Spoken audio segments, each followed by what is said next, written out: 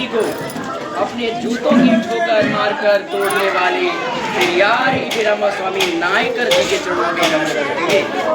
London में जाकर नायक की छाती में गोली मारकर अपना नाम शहीदों में शुमार कराने वाले सरदार उधम सिंह जी के चरणों में ये चिथड़ा हुआ समाज तेली तमोरी महालुहा चमार जातियों में बटे हुए जाति को मूल निवासी समाज के माला में सहेज कर रखने वाले मान्यवर साहिब काशीराम जी को चरणों में नमन करते हुए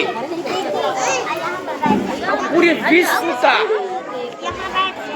ज्ञान के प्रतीक भारत रत्न विभूषित संविधान शिल्पकार बाबा साहेब डॉक्टर भीमराव अंबेडकर के चरणों में नमन किनारे से बनाओ खड़े होकर, ऐसे बीच में नहीं। अपनी लेखनी के माध्यम से सामाजिक सांस्कृतिक कृतियों को पाखंडों को विनष्ट कर आज जयंती मना रहे संत शिरोमणि रविदास जी के चरणों में नमन करते हैं।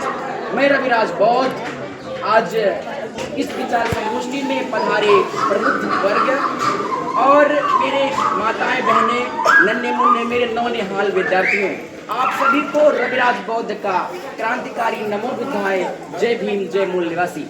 मैं यही से अपनी बात शुरू करता हूँ। साथियों, आज हम संत रविदास की जयंती मना रहे हैं, जन्मोत्सव मना रहे हैं। रविदास जी क्या चाहते थे? ऐसा चाहूं राज में मिले सबन को अन्य, छोटे बड़ों सब सम बसे रैदास रहे प्रसन्न। ऐसा चाहूं राज में मिले सबन को अन्य, छोटे बड़ों सब सम बसे रैदास रहे प्रसन्न। साथियों, हम आपको ये बताना चाहते हैं, ये भारत देश दो संस्कृति थी। एक संस्कृति जिनको आज भी अपने दैनिक जीवन में, अपने इर्द गिर्द में, उस कल्चर में, उस एटमॉस्फेयर में, उस वातावरण में अपने जीवन को सरवाइव कर रहे हैं, वो है आर्य संस्कृति। हमारी संस्कृति और थी,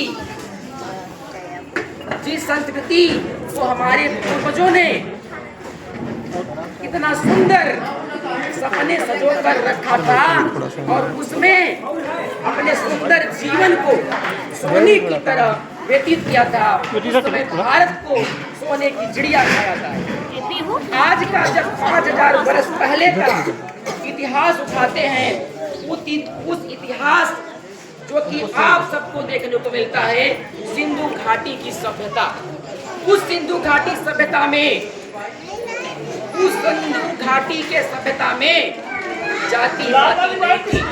हमारे भारत देश में दूध की नदियां बहती थी, 5-5 मंजिला महल हुआ करते थे। हमारा भारत धन धन संपन्न हुआ करता था और यहाँ तक कि सामाजिक, शैक्षणिक और आर्थिक रूप से हम सब समान हुआ करते थे। परंतु आज हमारी जो स्थिति है वो बराबर नहीं है। वो एक स्केल की तरह पूरी क्या कहते हैं, वर्टिकल है, मतलब सीधे खड़ी व्यवस्था है, कोई बड़ा है कोई छोटा है। संत रविदास जी ने एक पंक्ति के माध्यम से संदेश देते हैं। क्या देते हैं?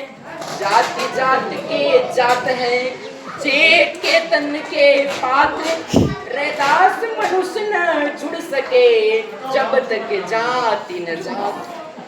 साथियों, ये जो जाति की वर्चस्वता हमारे मानसिकता में बनी हुई है, किसकी? जाति की। डॉक्टर अम्बेडकर ने 1936 में एक ग्रंथ का निर्माण करते हैं, एनिहिलेशन ऑफ द कास्ट, जिसको हिंदी में जाति पथ का बीज नाश कहते हैं। कहते हैं कास्ट ही कष्ट, कास्ट ही कष्ट है, कास्ट खत्म तो कष्ट कष्ट खत्म। तो संत रविदास की पंक्तियों को व्याख्या करेंगे। क्या है अभी जो मैंने बोला कि जात निकलना जे केतन के बाद रैदास मनुष्य न जुड़ सके जब तक जात न साथ। साथियों, केले का पत्ता आपने देखा है, चलो केले का पत्ता आपने पत्ता गोभी देखा है, पत्ता गोभी कैबेज आपने देखा है, एक के ऊपर एक के ऊपर एक के ऊपर उसकी तमाम परतें बनी होती है। इसका मतलब होता है कि जो जातियां हैं, जो कास्टिज्म्स है, एक के ऊपर श्रेष्ठता का, वर्चस्वता का जो भावना हमारे मस्तिष्क में निहित है, उस कारण से आज हम समाज में कुछ लोग कहते हैं मैं बंसल समाज से हूं। मैं कहता हूं वो मूर्ख है। समाज शास्त्र का अध्ययन करने से पता चलता है ये जो समाज की प्रारंभिक इकाई स्मॉल यूनिट है,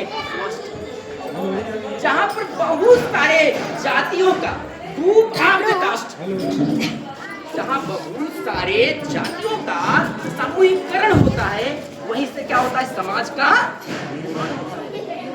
तो हम जाति को समाज कहते हैं, दूसरी तरफ दूसरी तरफ अपने जाति पर गर्व करते हैं। और बाबा साहेब ने इनहिलेशन ऑफ द कास्ट लिखा।